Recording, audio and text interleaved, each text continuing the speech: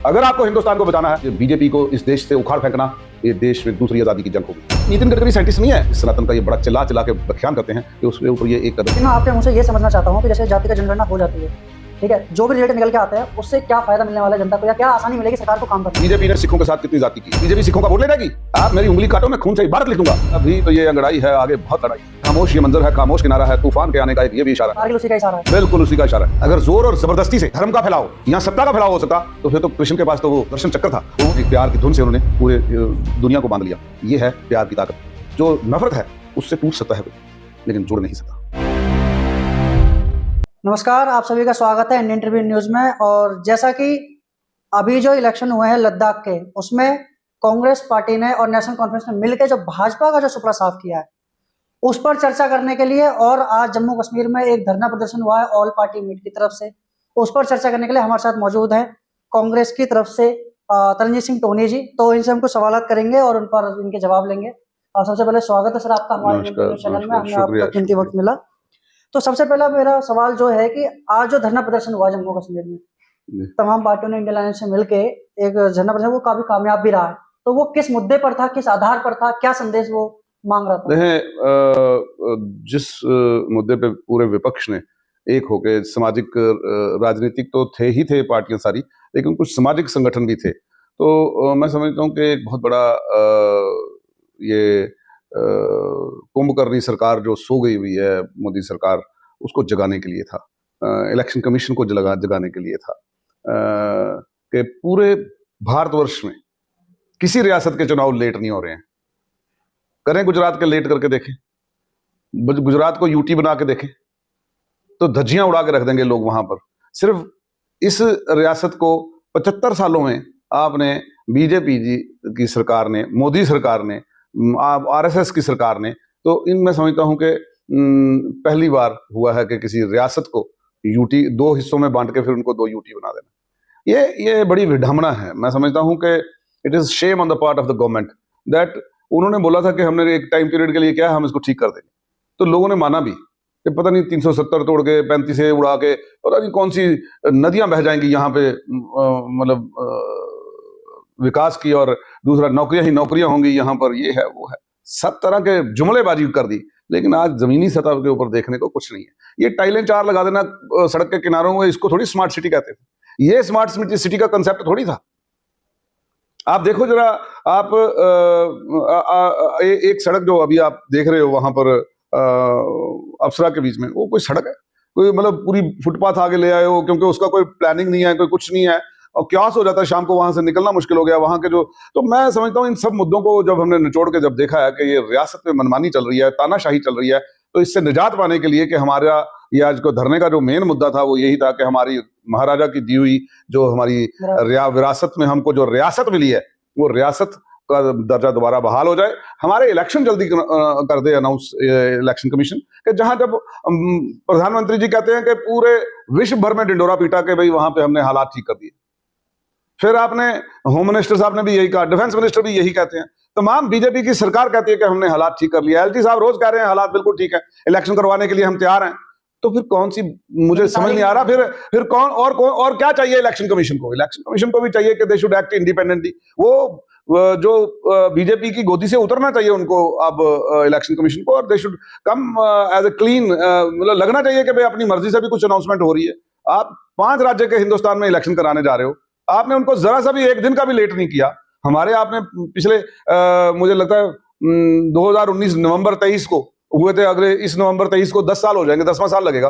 तो ये कहाँ का इंसाफ है? हम लोगों को वंचित रखा हुआ है अपना डेमोक्रेटिक राइट एक्सरसाइज करने से। तो मैं समझता हूं कि ये आज सारा जो वो था, ये जो आज यहाँ पे माफिया चल रहा है, चाहे वो लिकर का है, चाहे वो माइनिंग का है, चाहे ठेकेदारी का माफिया है। हमारे यहाँ के जो A क्लास कंट्रैक्टर थे उनको सब कंट्रैक्टर बना दिया, जो बाहर के एक ऐसे ही क्लॉज लगा दी, तो उनको उस टेंडर प्रोसेस से बाहर करके, बाहर के अपने चहेतों को टेंडर दिलवा कर।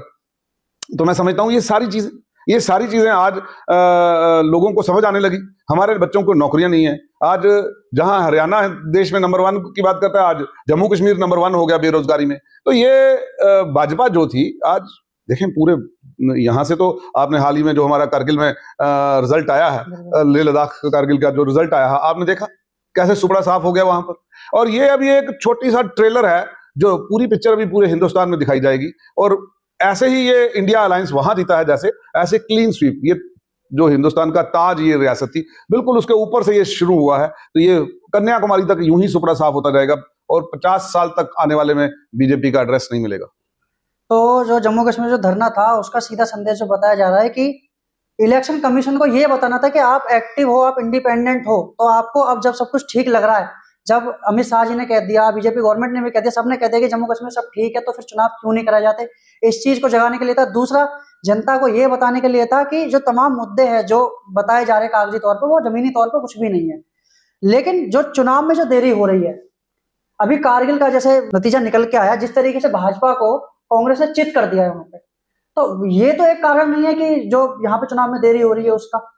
बस नहीं, उनको उनकी एजेंसीज ने बता रखा है कि आपका सुपड़ा साफ होने वाला है। जो 50 पार की बात करते थे वो लखनपुर पार होंगे यहां से, उनका एड्रेस नहीं मिलेगा यहां पर। इन लोगों ने जम्मू के नौजवानों की पीठ पे छुरा मारा है। बीजेपी और आरएसएस की सरकार ने लोगों की पीठ में छुरा मारा है। जिन 25 विधायकों को चुना था, क्या वो आपको नजर आए कहीं सड़क के ऊपर के भाई हाँ लोगों के साथ जाती हो रही है, भाई ये इनका माइनिंग माफिया चल रहा है, इसके ऊपर कभी उनकी आवाज से सुना? कभी सुना कि भाई ये जो पहले स्मार्ट मीटर था, अब ये प्रीपेड मीटर लाने लगे और वो भी फॉल्टी? कल को एक कोई मीटर और लेके आ जाएगा, उसका कोई सौदा तय हो जाएगा, कोई कमीशनें तय हो जाएंगी, तो वो करेंगे।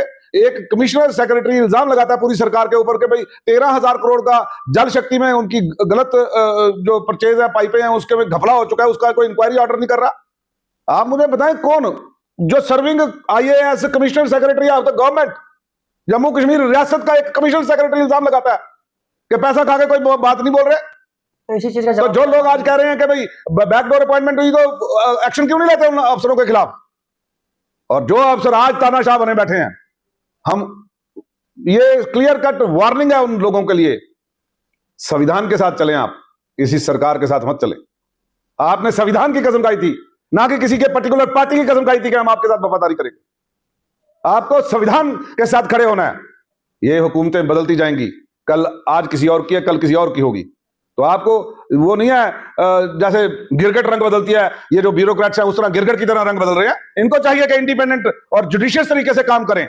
तो जो कारगिल में जवाब मिला इसी तरीके से मिला, जिस तरीके से हम देख रहे हैं। मैं आपको बताऊं, मैं अभी तो ये अंगड़ाई है, आगे बहुत लड़ाई है। आप देखें, वो बड़ा खूबसूरत कहा किसी ने, खामोश ये मंजर है, खामोश किनारा है, तूफान के आने का एक ये भी इशारा है। अब पता चलेगा ये 5 राज्यों में जैसे कैसे सुपड़ा साफ होता है बीजेपी का। कारगिल उसी का इशारा है, बिल्कुल उसी का इशारा है। तो जो इंडियन अलायंस जिस तरीके से हम देख रहे हैं कि कारगिल में भाजपा को चित कर दिया, अभी ये फिर यहाँ पे आपने धरना प्रदर्शन, तभी तो यहाँ के हमारे चुनाव जो है इन्होंने पोस्टपोन कर दिए हैं। अब ये पंचायत का लड़ेंगे, उसमें हारेंगे, कारपोरेशन का लड़ेंगे। इनको पता था कि भाई मेयर जो है फिर इंडिया अलायंस का बन जाएगा, और फिर उसके बाद इनको नजर आया कि भाई असेंबली जाएगी, पार्लियामेंट में भी इनको नुकसान हो जाएगा। तो जो जाहिर है, मतलब देखें झूठ कितनी देर चलेगा? पहले 5 साल चल गया, दूसरे 5 साल भी आपने झूठ बोलने शुरू कर दिया। आपने हर मुद्दे पे झूठ बोला है, और कितनी देर चलेगा हिंदू और मुसलमान को लड़ाने का बात? अचानक ये चीजें मुद्दे उखाड़ के, गड़े मुद्दे उखाड़ के ले आना, कोई अभी खालिस्तान का मुद्दा ले आना, कभी किसी का मुद्दा ले आना। कौन से हिंदुस्तान में कहां एक अमनो अमान की जो हमारी स्टेट पूरा इंडिया है, उसमें खलल डाल कौन रहा है आज? खुद सरकार। तो मैं समझता हूं वो सिर्फ ऐसे करने से, हिंदू मुसलमान करने से, हिंदू सिख करने से, हिंदू ईसाई करने से मुद्दे हल नहीं होंगे। मुद्दे हल होंगे, आपका जनादेश बढ़ेगा कि आप लोगों के काम करें। 2 करोड़ नौकरियों पे आज बीजेपी की गूंगी है, बोलती नहीं। आज काले धन पे पूरी बीजेपी गूंगी है, होंठ सिल जाते हैं इनके, बहरी हो जाती है, आवाज नहीं सुनती ये वाली इनको। तो मैं समझता हूं कि आज बोले ना ये लोग कि भाई आप हमसे गलती हुई है, भाई मानो ना गलती, लेकिन अंबानी और अडानियों के लिए हर चीज खुल जाती है, पोर्ट दे दिए जाते हैं। आप कोई बात करो तो उनको बिना बोले ही प्रधानमंत्री अपने जहाज में बिठा के दूसरे देशों में जाके कॉन्ट्रैक्ट दिलवा के लाते हैं। तो ऐसा आज तक इतिहास में किसी ने देखा नहीं था जो आज हो रहा है। तो आज नौजवान जो है, तकरीबन 50 करोड़ हिंदुस्तान में जो मतदाता है वो युवा है इस वक्त। वो आज सवाल करता है कि मेरी नौकरी 2 करोड़ नौकरियां बोली थी, कहां गई? आप मुझे बताएं, आपने कौन सा वीर बना दिया? अग्निवीर। 4 साल में एक सिपाही बन के बड़ी मुश्किल से तैयार होता है, वो तैयार कर दिया बाहर बैंक के बाहर गार्ड लगने के लिए, किसी घर के बाहर दरबान लगने के लिए तैयार कर दिया आपने। आप रेगुलर भर्ती करो, जिसमें जैसे पहले होती थी, ये आप कभी गए नहीं है इधर शकुंतला थिएटर के पास, बाहर एक आर्मी का एक पूरा वो लगा होता था, वहां पे हर 15 दिन बाद भर्ती होती थी। अब तो मुद्दतें होगी जब से बीजेपी आई है, किसी ने भर्ती नहीं देखी। तो इंडियन एयरलाइंस जिस तरीके से पूरी तरीके से भारतवर्ष में एक्टिव है और रैलियां चल रही हैं, तो बिल्कुल देखिए ना, आप जहां जहां कांग्रेस की सरकार है वहां वहां सिलेंडर जो है हमने 500 रुपए कर रखा है। जो मुद्दे कर्नाटका का इलेक्शन हुआ, जो मैनिफेस्टो राहुल गांधी जी की अध्यक्षता में बना और पूरा वो लागू भी हो चुका है पहली कैबिनेट में, आप बताएं कौन कर रहा है? मैनिफेस्टो से मेरा एक सवाल है कि राहुल गांधी कहते हैं, मतलब जब मैनिफेस्टो की बात आती है कि हम जब चुनाव जीतेंगे तो जातिगत जनगणना करवाएंगे। बिल्कुल होनी चाहिए। लेकिन एक तरफ जो इंदिरा गांधी जी की अगर हम बात करते हैं, उनका जो सपना था कि ये जातिगत जनगणना और जातिवाद, धर्म, हमें ये सब कुछ खत्म, मतलब धर्म नहीं, एक तरीके से कि ये धार्मिक चीजें जो जिसके बाद पे जो वोट है और ये गणना है, सब खत्म कर देना चाहिए। अब वो उस चीज को नहीं खुद ही देखें, मेरी एक बात सुने, नहीं देखें, हर वक्त के लिहाज से हमको आगे चलना पड़ेगा। आज वक्त की पुकार है। देखिए आज जब सरकार खुद हिंदू मुसलमान करेगी, खुद मनुवाद की बात करेगी, वो उसको प्रमोट करेगी और भीमराव अंबेडकर के कानून को मानने से इनकार करने वाली बातें उसके संघ से निकलेंगी या किसी और जगह से निकलेंगी, तो मुझे लगता है कहीं ना कहीं जो बाकी लोग हैं तो उनको वो होगा कि भाई हमारी, देखें अभी जैसे राहुल गांधी जी ने कहा पूरे हिंदुस्तान को 90 सेक्रेटरीज चला रहे हैं, उनमें से सिर्फ 3 ओबीसी के हैं। कहां इंसाफ होगा मुझे बताएं? और इसी तरह उनका स्लोगन ही यही है, जो ओबीसी है, शेड्यूल कास्ट है, माइनॉरिटीज हैं, एसटी है, इनका स्लोगन इसीलिए ये है कि जिसकी जितनी हिस्सेदारी उतनी उसकी भागीदारी। सरकार के अंदर उतनी ही भागीदारी चाहिए सबको। मैं कहता हूं अगर कोई भी, अब मैं आपको देखें, हर वक्त के लिहाज से हमको आगे चलना पड़ेगा। आज वक्त की पुकार है। देखिए आज जब सरकार खुद हिंदू मुसलमान करेगी, खुद मनुवाद की बात करेगी, वो उसको प्रमोट करेगी और भीमराव अंबेडकर के कानून को मानने से इनकार करने वाली बातें उसके संघ से निकलेंगी या किसी और जगह से निकलेंगी, तो मुझे लगता है कहीं ना कहीं जो बाकी लोग हैं तो उनको वो होगा कि भाई हमारी, देखें अभी जैसे राहुल गांधी जी ने कहा पूरे हिंदुस्तान को 90 सेक्रेटरीज चला रहे हैं, उनमें से सिर्फ 3 ओबीसी के हैं। कहां इंसाफ होगा मुझे बताएं? और इसी तरह उनका स्लोगन ही यही है, जो ओबीसी है, शेड्यूल कास्ट है, माइनॉरिटीज हैं, एसटी है, इनका स्लोगन इसीलिए ये है कि जिसकी जितनी हिस्सेदारी उतनी उसकी भागीदारी। सरकार के अंदर उतनी ही भागीदारी चाहिए सबको। मैं कहता हूं अगर कोई भी, अब मैं इसीलिए कह रहा हूं ये बड़ा जरूरी हो गया है जातीय जनगणना, और राहुल गांधी जी ने बिल्कुल ठीक किया है, नीतीश कुमार जी ने तो ले ही आए करके। तो मैं समझता हूं आज के दौर में जहां बीजेपी और आरएसएस इससे वंचित रखना चाहती है समाज को, लेकिन समाज में आज इसकी जरूरत है कि जिसकी जितनी हिस्सेदारी उतनी उसकी भागीदारी के हिसाब से सरकारें चलेंगी। लेकिन मैं आपके मुंह से ये समझना चाहता हूँ कि जैसे जाति का जनगणना हो जाती है, ठीक है, जो भी रिजल्ट निकल के आते हैं उससे क्या फायदा मिलने वाला है जनता को, या क्या आसानी मिलेगी सरकार को काम करने में? लोगों को समझ आ जाएगा कि मेरी स्ट्रेंथ कहां है, कितनी है, और सरकार को समझ आ जाएगा कि देखें अति पिछड़ा। अब मैं नीतीश कुमार की सरकार को मुबारकबाद भी देता हूं क्योंकि वो इंडिया अलायंस के एक इंपॉर्टेंट हिस्सेदार हैं, सूत्रधार हैं। तो मैं समझता हूं कि जो उन्होंने कहा कि जो अपर कास्ट है, जिसमें ब्राह्मण है, राजपूत है, जिसमें महाजन है, जिसमें खत्रिय है, और जो अपर कास्ट है, तो मैं समझता हूं कि उसमें उन्होंने कहा जो अति पिछड़ा रह गया है, गरीब है, बिलो पॉवर्टी लाइन है, उसके लिए भी 10% दिया। तो कहां गलत है वो? तो इसलिए मैं कह रहा हूं कि आपको देखें, आपको इकोनॉमिकली जो बहुत ज्यादा वीकर है उसको भी मदद करने के लिए आगे आना पड़ेगा, और they have set a standard and rest of India will follow. चलिए अब आपसे मतलब आखिरी सवाल ले लेते हैं कि इंडियन अलायंस जो है जिस तरीके से एक्टिव दिख रही है, और मतलब कारगिल में रिजल्ट आ चुका है, आपने कहा कि वो एक इशारा है, ठीक है, बड़ी लड़ाई का, 5 राज्यों में क्या होने वाला है और इसका असर फिर आगे आ जाकर 2024 में क्या दिखने वाला है? देखें राहुल गांधी की आंधी चलेगी अब।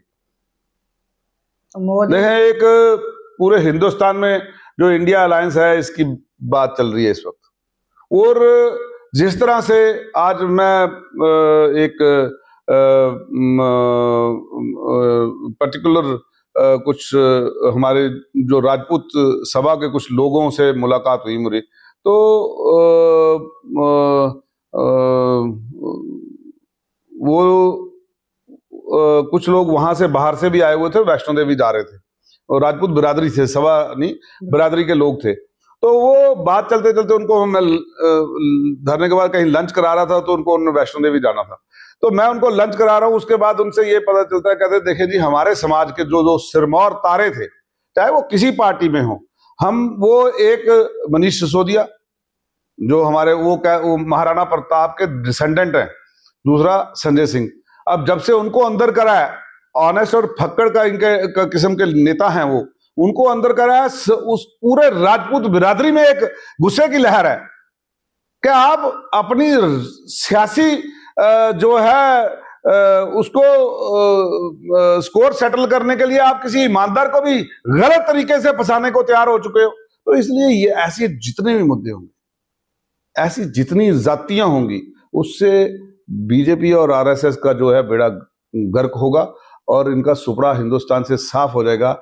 आने वाले 50 सालों में इनका एड्रेस तक नहीं मिलेगा। आप मेरी बात याद रखना कि जाति से अगर जोर और जबरदस्ती से धर्म का फैलाव या सत्ता का फैलाव हो सकता, तो फिर तो कृष्ण के पास तो वो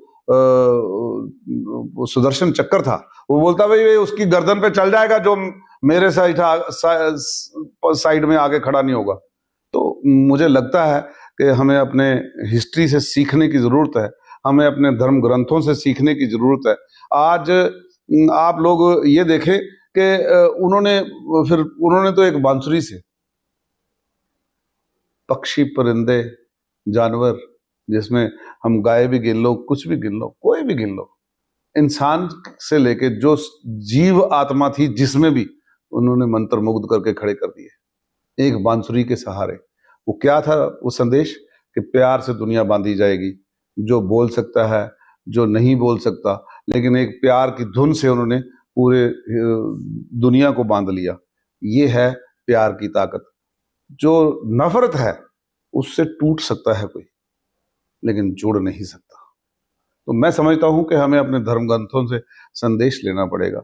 हमें जो बड़ा नारा देते थे कि हम हिंदुओं की पार्टी हैं, मुझे लगता नहीं है ये उस सनातन की जिस सनातन का ये बड़ा चिल्ला चिल्ला के व्याख्यान करते हैं कि उसके ऊपर ये एक कदम भी चलती है बीजेपी और आरएसएस। मुझे लगता नहीं है, क्योंकि मुझे लगता नहीं है उस परिभाषा के अंदर कहीं ये फिट होते हैं। मुझे लगता नहीं है कि कहीं उसके नजदीक भी है। एक पोस्टर निकला जब राम मंदिर बना, तो मोदी जी का कद बड़ा ऊंचा दिखा दिया और छोटे से राम जी साथ में उंगली पकड़ के जा रहे हैं। वो बीजेपी के आईटी सेल ने जब निकाला तब तो बड़ा हुआ, तो फिर जब खंडन हुआ तो एकदम वो उसको गायब कर दिया गया। जहां ये प्रवृत्ति आ जाए, हम भगवान से बड़े हो जाएं, ये हमको पेंट करने की कोशिश की जाए, तो मैं समझता हूं कि उसका अंत नजदीक है। विनाश काले विपरीत बुद्धि। तो इनको आज की डेट में ये जो जितनी जातियां करनी थी, हिंदुस्तान में बच्चों को नौकरी नहीं मिल रही।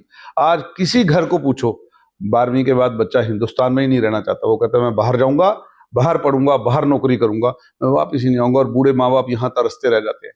वो स्ट्रगल फुल जिंदगी वहां गुजार रहा है, ना वो ये खुश ना वो खुश।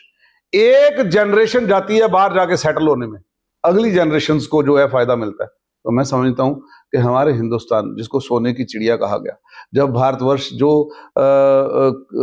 जिसमें कृषि क्रांति आई किसी वक्त, जहां जिसको प्रमोट करके हम दुनिया में अपना नाम कमाया, लेकिन आज हम कहीं ना कहीं वो कौवा चला हंस की चाल चलने, तो वो कहीं ना इधर के रहे ना उधर का रहा। तो मैं समझ रहा हूं कि हमें देखना था कि हमारा जो स्ट्रेंथ क्या है। हमारी स्ट्रेंथ था एग्रीकल्चर को ही नहीं प्रमोट कर पाए। हमने किसान मारने शुरू कर दिए, हमने किसान विरोधी नीतियां लानी शुरू कर दी इस भाजपा सरकार ने। हम भी सोचते थे कि हमें भी दिमाग में था कि चलो पता नहीं 370 और 35 ने कैसे क्या रोक रखी है हमारी तरक्की, हम भी देखना चाहते थे। लेकिन वो ढाक के 3 पात पता चला बाद में, ये तो जैसे बाकी जुमले थे, 15 लाख का जुमला था, काले धन का जुमला था, 2 करोड़ नौकरियों का जुमला था, मेक इन इंडिया का जुमला था, वैसे ये भी जुमला निकला। तो ये जुमलेबाज पार्टी के जाने के दिन आ गए हैं, और फिर असली वाले अच्छे दिन आने वाले हैं, जहां 400 रुपए का सिलेंडर होता था, तो जहां 50 रुपए किलो दाल होती थी, जहां महंगाई पे काबू था। तो मैं समझता हूं जब तेल और डीजल की कीमतें थी, तब विश्व भर में तेल और कीमतें की जो बैरल थी वो आज के मुकाबले में बहुत ज्यादा थी। आपके पास तो फिगर्स होती हैं, आप पढ़ के देखें, आप अध्ययन करके देखें, लेकिन मेरी बात का जो सच्चाई आपको वहां नजर आ जाएगी। आज सबसे सस्ता है तेल। आज तो ईवी मोटर आ गई, तब तो ईवी थी नहीं, कंसेप्ट कार थी। आज ईवी आपको सड़कों में मिल रही है, हर कंपनी ईवी बना रही है। अब तो हाइड्रोजन पे आ गया, बात आ गई। तो मैं कह रहा हूं टेक्नोलॉजी चेंज हो रही है, उसके बावजूद ये लोग लेकिन वो इसको डिलीवर भी नहीं तो कर पाए ये भी जो तो इन्होंने वादे किए थे। ये भी तो मानना दिखाया हमको आसमान, लेकिन धूल चिटा के रख दिया। लेकिन जिन जिन चीजों का आप जिक्र कर रहे हो अभी, इसमें भी तो ईवी में और हाइड्रोजन में बात करें तो नितिन गडकरी का हाथ सामने आता है। नहीं, नितिन गडकरी साइंटिस्ट नहीं है, ये पूरे वर्ल्ड में इवॉल्व हो रहा है। अब टोयोटा इसमें है, अब बाहर की बड़ी कंपनियां इसमें हैं, हमारा इसमें टाटा है, महिंद्रा है, देखे ना। लेकिन इस सरकार की नालायकी देखें, मेक इन इंडिया के गाने गाती है, फोर्ड यहां से चली गई, फोर्ड कंपनी यहां से बोरिया बिस्तरा पैक करके चली गई, शेवरले चली गई। ऐसे कितने ही बड़े दिग्गज लोग जो यहां से चले गए। आप ये देखो, सिर्फ प्राइम मिनिस्टर ने, मोदी जी ने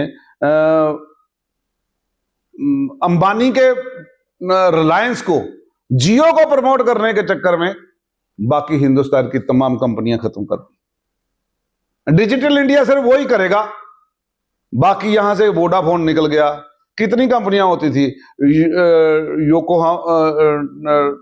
एक डोकोहामा कोई करके ऐसे एक टेलीफोन वो था, एयरसेल थी, कितनी और कंपनियां थी, सारी खत्म हो गई। आज एयरटेल टिकी हुई है। मैं समझता हूं, और देखें, हिंदुस्तान को देखना पड़ेगा, सोचना पड़ेगा। पूरे युवा शक्ति जो आज 50 करोड़ वोटर है, मैं उनसे अपील करूंगा, अगर आपको हिंदुस्तान को बचाना है तो ये बीजेपी को इस देश से उखाड़ फेंकना, ये देश में दूसरी आजादी की जंग होगी। बहुत बहुत शुक्रिया आपका, बहुत बहुत धन्यवाद। तमाम सवालों का आपने जवाब दिए और लोगों को ये भी समझाया कि किस तरीके से कांग्रेस जो है आगे आने वाले अपने मैनिफेस्टो में क्या क्या चीजें लेके आने वाली है और भाजपा को किन चीजों से सावधान रहना है। तो आगे के और जुड़े रहिए हमारे साथ, आगे के और इंटरव्यूज देखने के लिए। और जनता के सवाल ऐसे ही हम तमाम नेताओं के पास पहुंचाते रहते हैं और उनसे हम जवाब लेते रहते हैं सवाल के, तमाम चीजों के। तो जुड़े रहिए हमारे साथ, सब्सक्राइब कीजिए इंडियन ट्रिब्यून न्यूज को। बहुत बहुत धन्यवाद, बहुत बहुत शुक्रिया।